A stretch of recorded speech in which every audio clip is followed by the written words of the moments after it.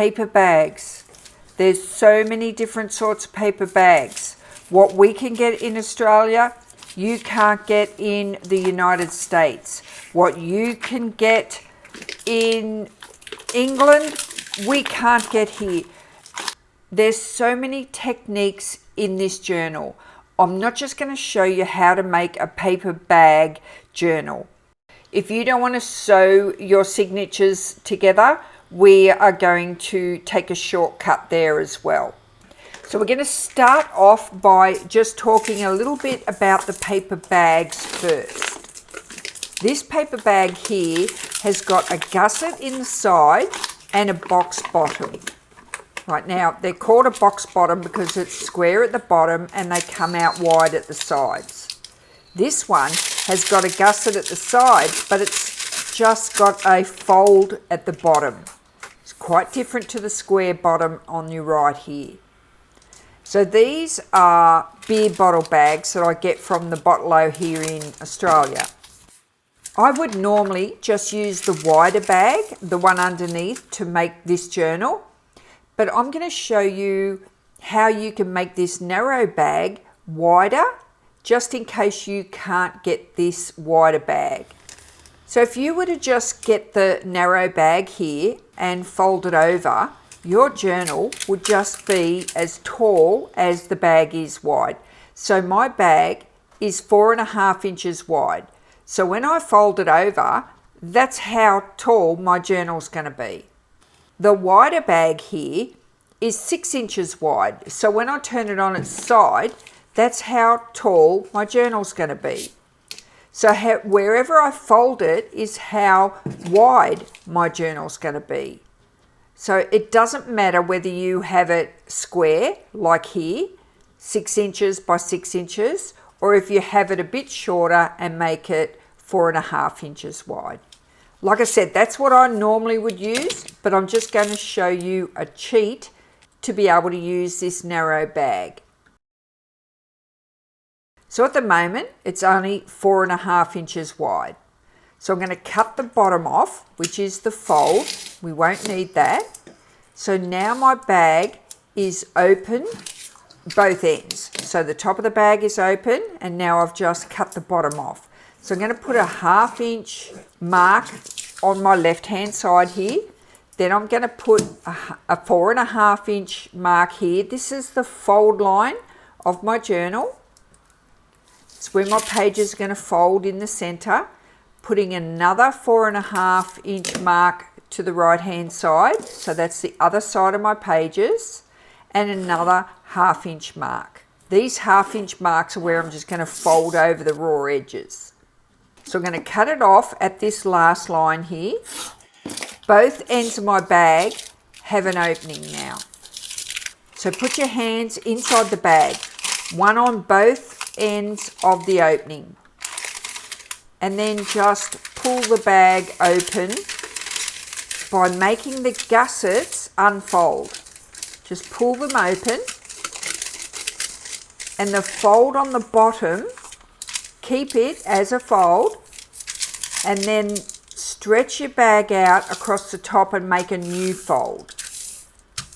It won't land on the old fold, so make a new one. And just crease that with your fingers. So now you've got a flat bag. See, so we got rid of this gusset. So there's our 4.5 inches, what it used to be. And we've just added 2 inches to the height of this bag. So now when I fold this in half, I've got a taller page. So I'm just going to fold over this raw edge and crease it. Just crease it with your fingers. It's pretty easy to do because this paper is quite flimsy really. It's very thin. So do it on both ends. Now a little bit more work and just cut off these corners just on a little angle up to the corner of the page, and that will make those ends disappear.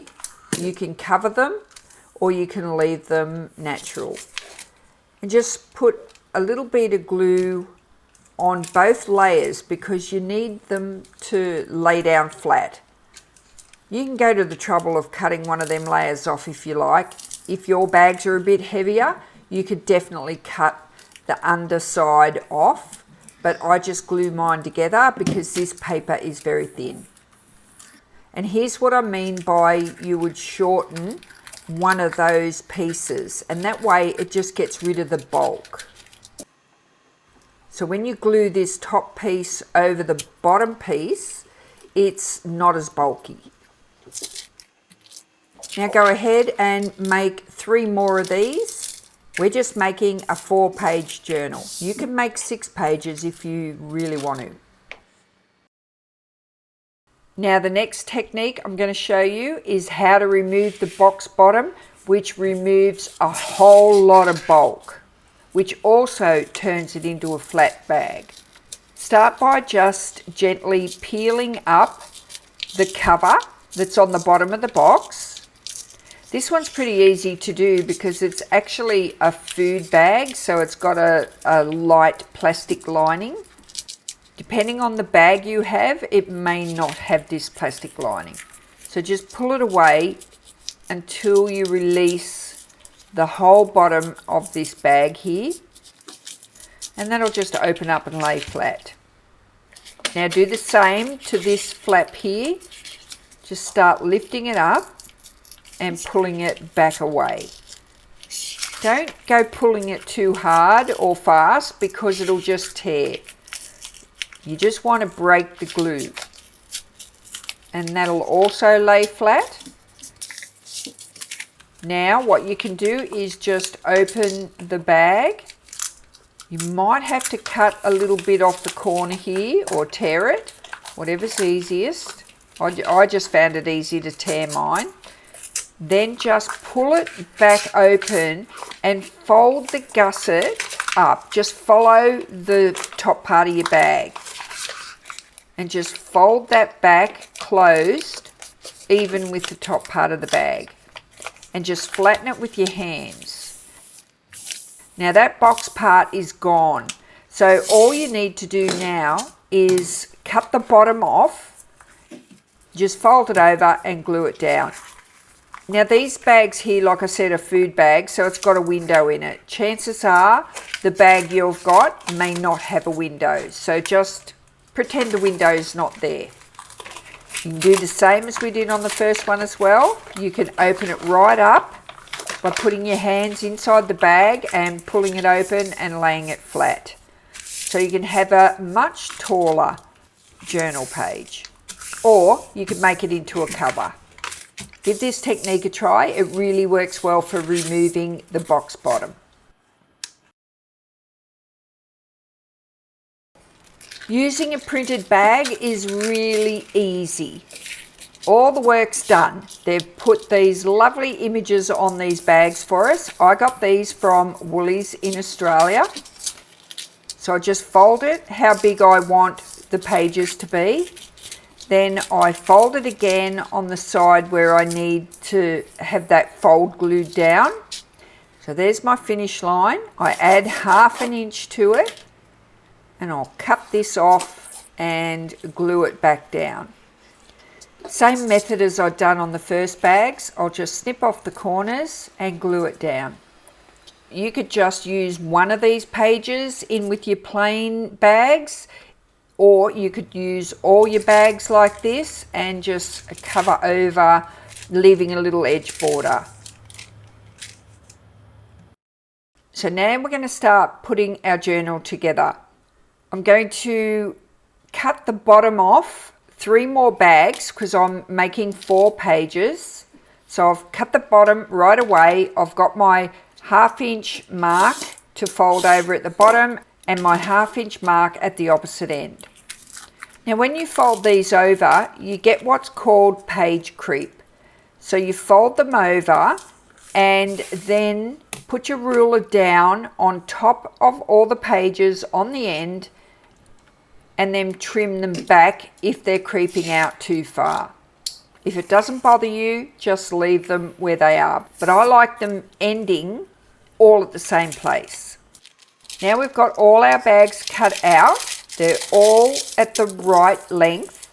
Just remember that you need to keep them in order because there's 4 bags. The one on the inside is the shortest.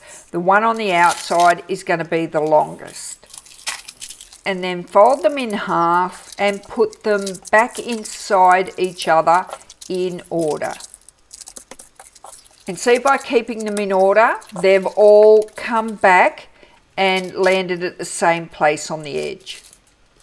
So do the same to all of these pages like I showed you on the very first page. Fold over the edges, snip the corners off and glue them down. You can even get yourself a bit of a production line going here. I'm distressing the edges with vintage photo.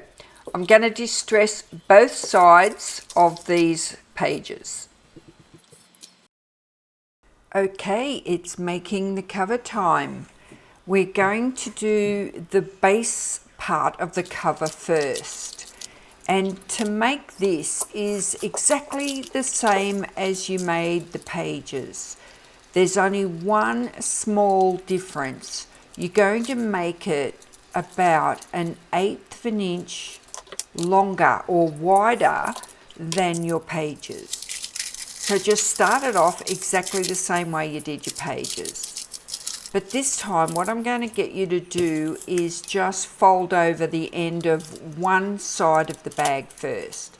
Then put all your pages on the back part of the cover like this. You've just got that little bit hanging over your pages there, the 1/8 of an inch. Then flip it over and then just put a pencil mark where that cover is protruding out that little bit further on the opposite side.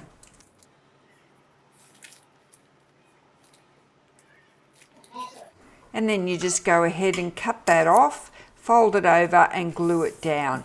So when you put the blank cover back over the pages, it's just that tiny little bit wider.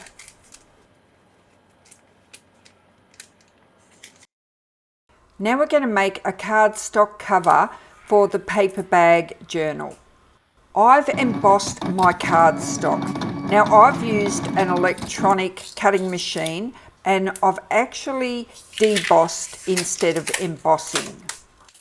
There's not enough time to show you the process of how I done this on this video, but I have made a video and I'll show you how I do it in the next week or two. You can use your own handwriting or you can use text off your computer. You can size it like I've done exactly to fit my cover. So I've embossed it on the wrong side. Then when I flip it over, I've actually debossed instead of embossing.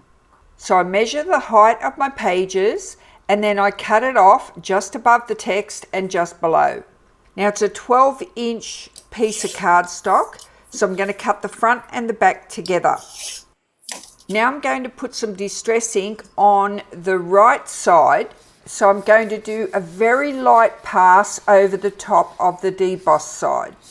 That's the raised side. So once I've done a light pass with my ink pad, I'm going to then just use my blender to do the rest of the background. On the left hand side where the text is, that is going to be the front of my cover, and on the right hand side is going to be my back cover.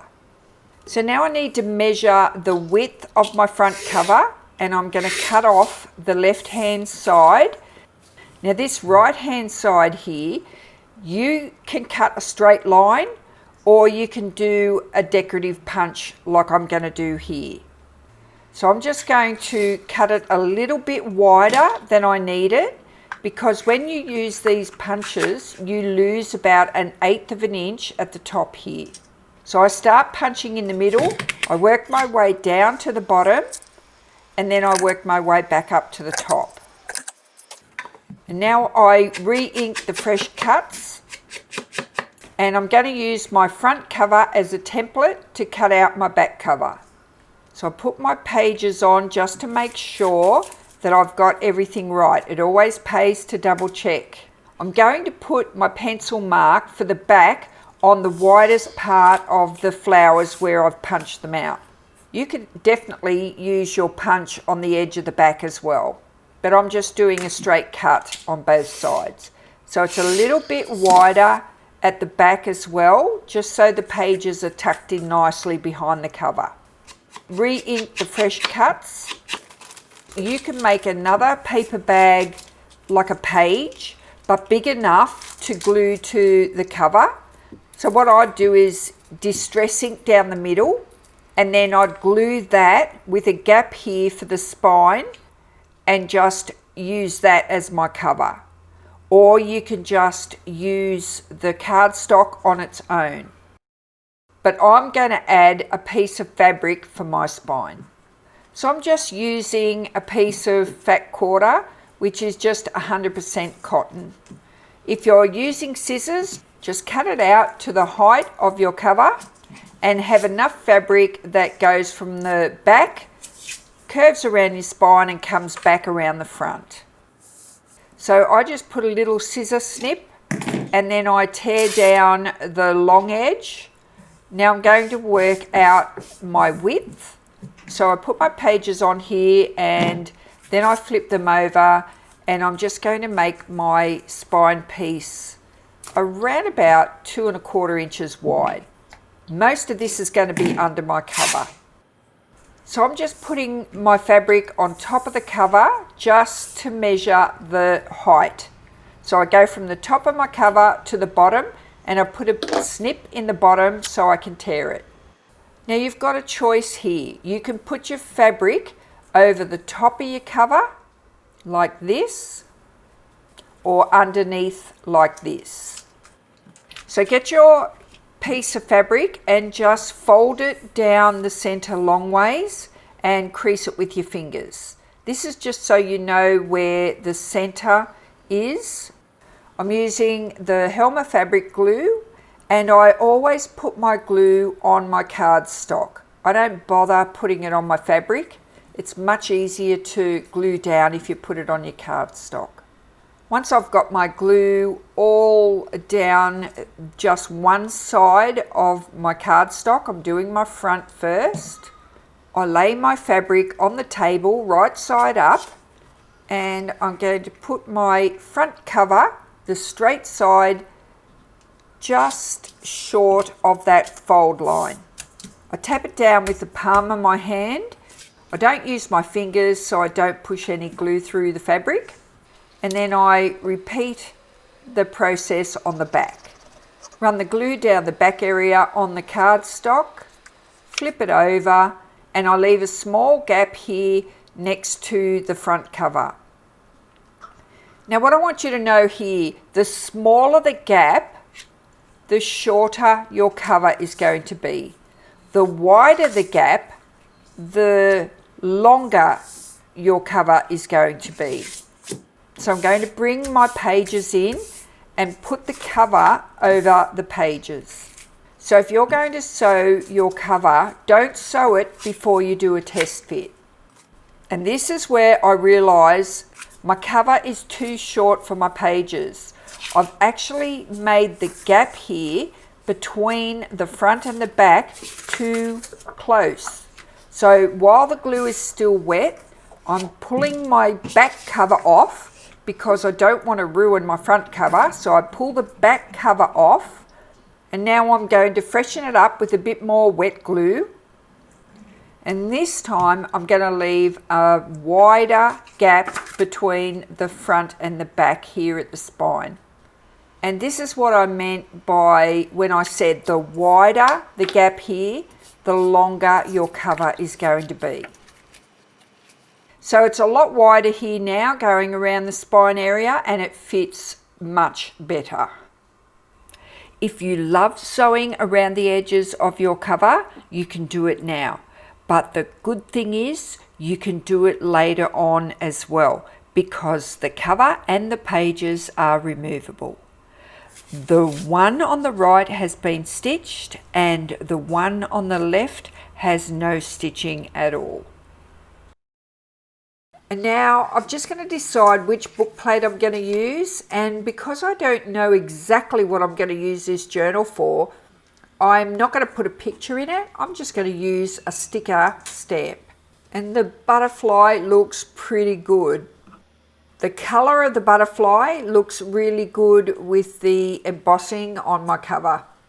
So I've just got some torn pieces of fabric. I've got a little bit of cheesecloth underneath some tea-dyed cotton, just 100% cotton, and I've tea-dyed it. Now what I'm going to do is I'm just going to glue the sticker straight onto my backing piece of the frame. So that looks pretty good. So now I'm going to glue the frame over the top. I'm going to leave that for a minute to dry, just so that when I put the brads in, it doesn't move around on me. So I'm back here now, and you don't have to punch big holes to do this. So I'm just using my pokey hole to punch into the sides here where the brads go. It's pretty easy to do because this fabric is really thin, and the brads will make their own way through the hole. So once they're in, you just open the backs up and just spread the prongs down pretty flat.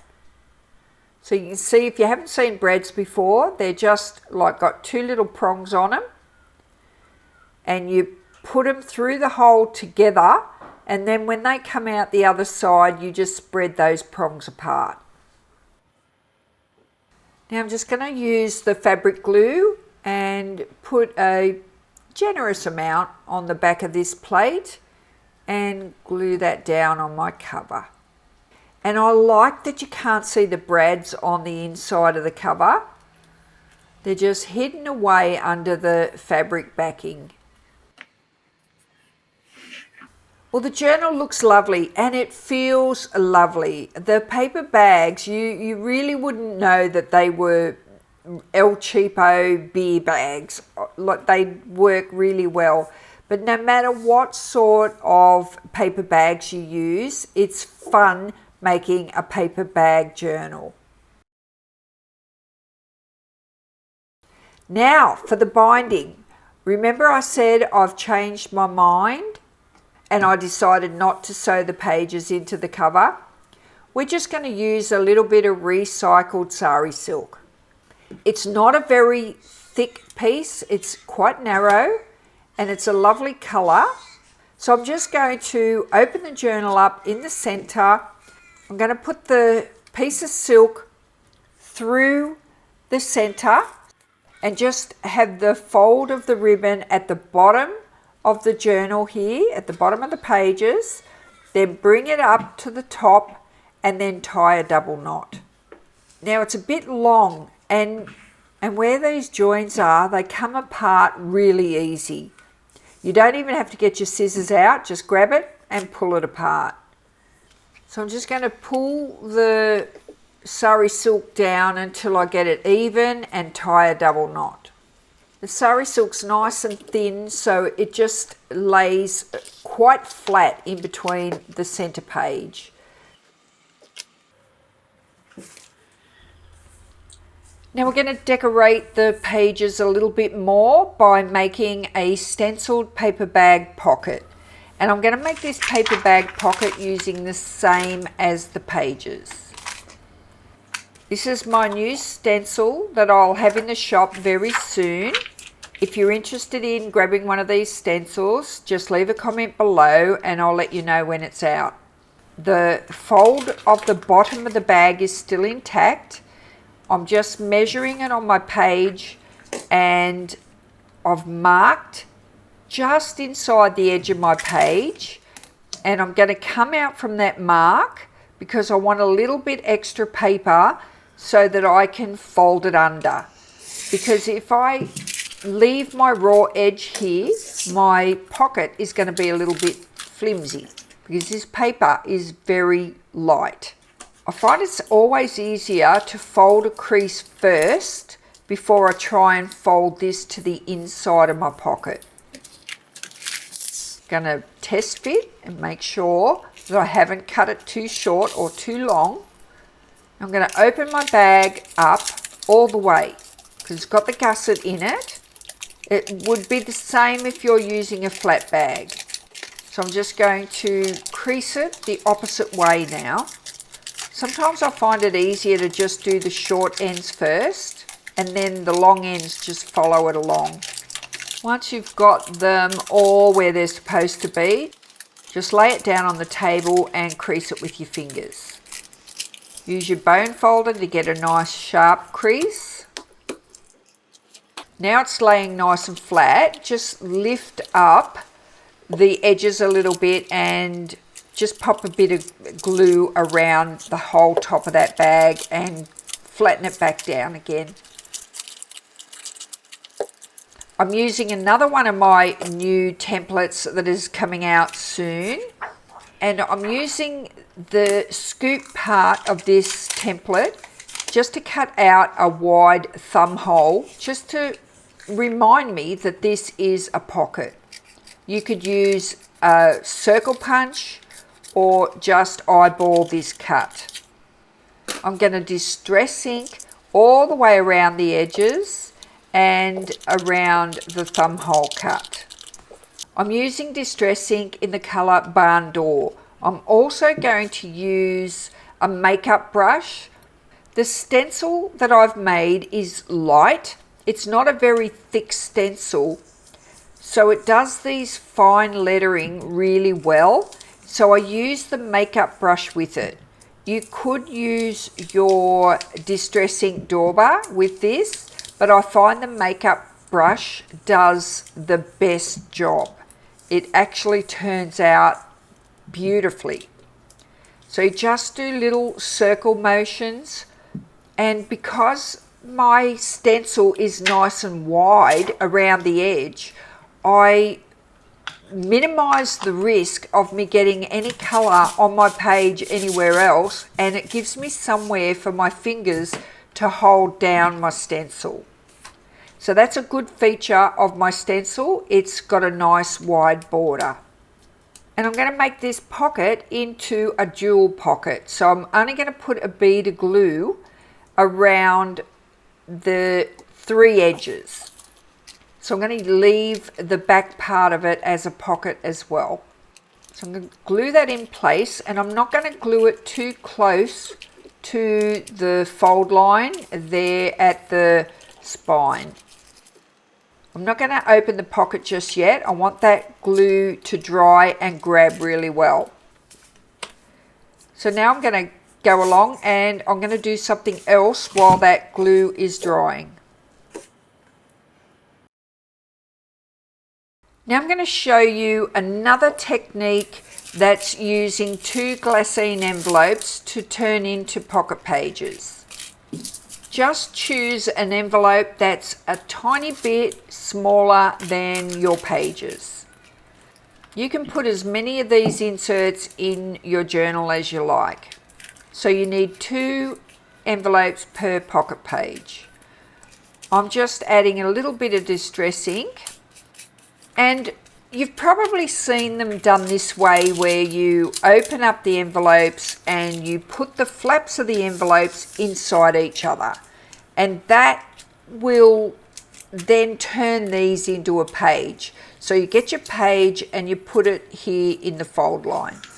Once you've put your pages together, like you've sewn them in the center or you've tied them together, it's always a little more fiddly to use these pockets.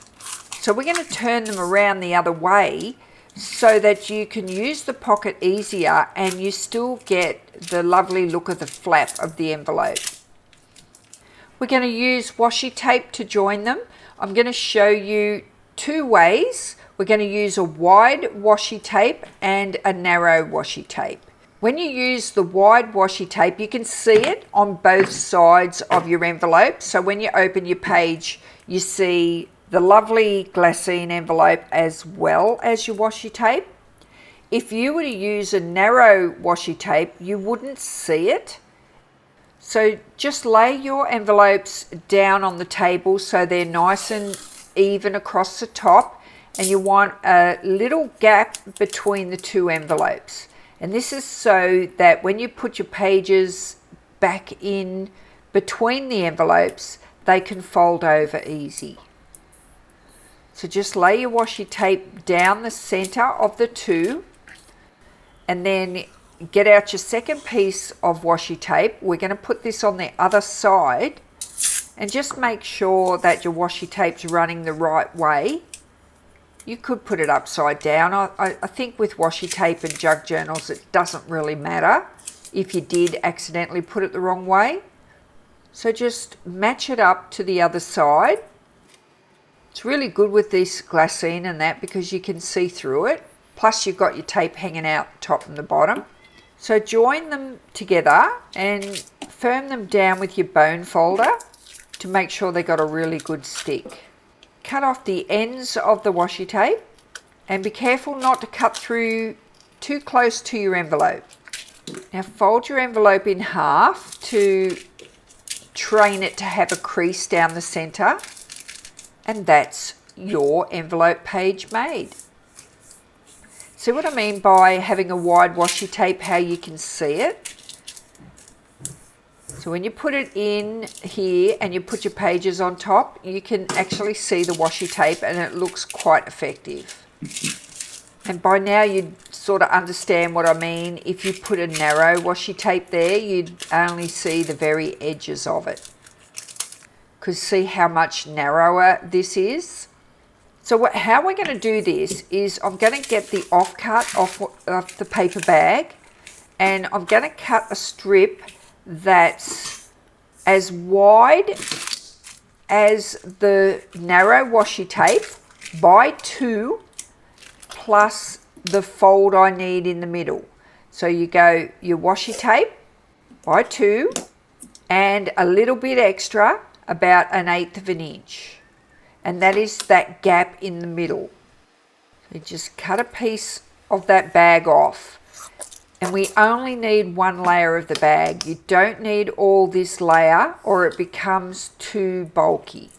So I'm just going to cut the fold off the bag, both ends. And what that does is it releases the back part of the bag and you're left with a single layer. We don't need that other piece and it's nice and thin now. Distressing the edges because you can use this as a feature piece. Put a little bit of glue down one side only, not in the center, because we're going to leave this part open. Put your envelope on the fold line with your envelope flap facing up, close to that center line, and just press that down. Now we're going to put the other envelope, leaving that gap there. So put a little bit of glue across the top, nowhere near the center. So glue that second envelope down, leaving that little gap, and press it down again. I'm just going to put a very fine line of glue on here because this thinner washi is known for lifting. So I'm just doing that just to make sure it stays put. So I'm making sure I'm tearing off enough washi tape to go past the top and the bottom of the envelope, and I'm laying it on the edge of the bottom of the envelope. I'm pressing that down. I'm going to grab my second piece and do exactly the same on the opposite side. And this is a pretty nifty way to use your narrow tape to make your envelope a little bit fancier at the fold line. Press it down again. Cut off the top and bottom bits that are hanging over. I never fold them over because they always come loose because they're so short. If they're longer, they work. So you can leave your plain paper on one side, or you can cover it with a new piece of washi. I'll cover one side just to show you what it looks like. So you can see one side left with the paper bag, which looks pretty good, and one side with the washi tape. If you love these glassine envelopes, love washi tape, and love using paper bags to make your journals, put these three together. you'll love them even more. Now I'm also going to add a box bag pocket, which is the same as the pages. I'm not going to show you how to make this pocket. I'll show you on a separate video because this one was a little bit time consuming and it kicked the video out to be a little bit too long.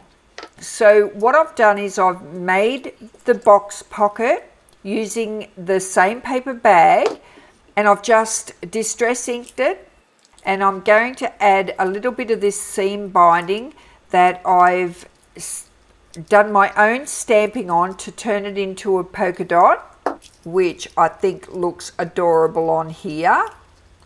So I'll put this on here, and then I thought, oh, the page looks a little bit bare. So I've grabbed a piece of tea-dyed paper.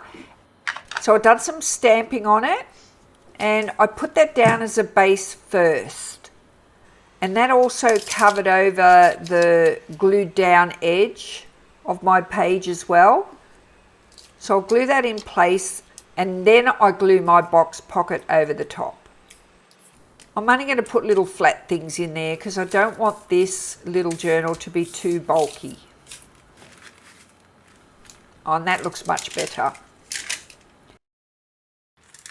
But now my little box pocket has dried. I'm going to open it up and add some of these sticker stamps to it. I got these little sticker stamps in my subscription box from Your Creative Studio. They're so cute. Oh, I use these in so many things. So here's my pocket, all dry, so I can actually use it now. So you can fit bigger things in the front pocket and not so much in the back pocket. So I've just got a little journaling card here that I'm going to put in there and have it hanging out the side. And I think it looks pretty cute. Just a tip for the Australian ladies, I got some fabric from Spotlight. These are the fat quarters. I know you can buy fat quarters worldwide. They are great for making these little projects. So if you're out and about and you get the chance, when they're on special, grab a handful of these and just put them in your drawer, because every time I go to make something, I just need the smallest amount, and I've always got these on hand. And this recycled sari silk ribbon I got from Vintage and New off eBay.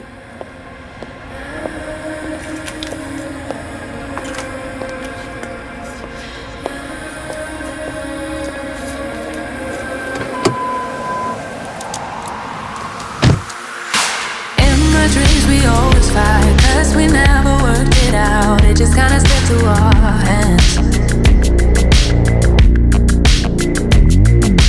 And I never really said that you hurt me, no, instead I just try to understand.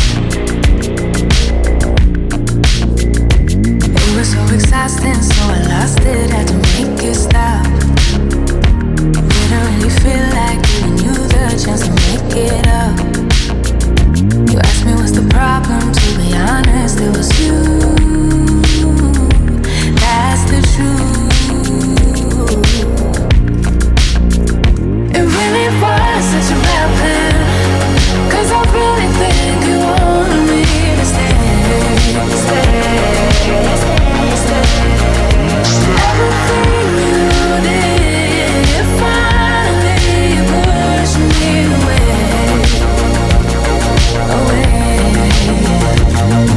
Told everyone my secrets, though I begged for you to keep it to yourself.